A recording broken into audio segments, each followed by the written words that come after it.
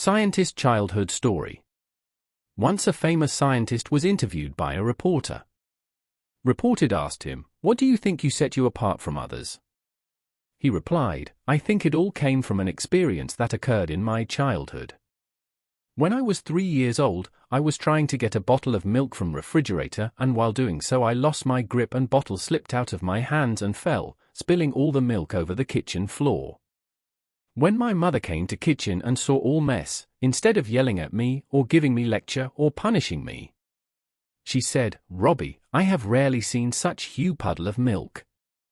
Well, damage has already been done. Would you like to get down and play in milk for a few minutes before we clean it up?' And indeed, I did started playing in that milk. While I was playing in milk, after a few minutes my mother came back and said, 'You know, whenever you make a mess like this eventually you have to clean it up and restore everything back to its proper order.' Then she asked, 'How would you like to do it? We can use a sponge or a towel or a mop to clean this up. Which do you prefer?' I chose sponge, and then I cleaned that spilled milk with my mother's help.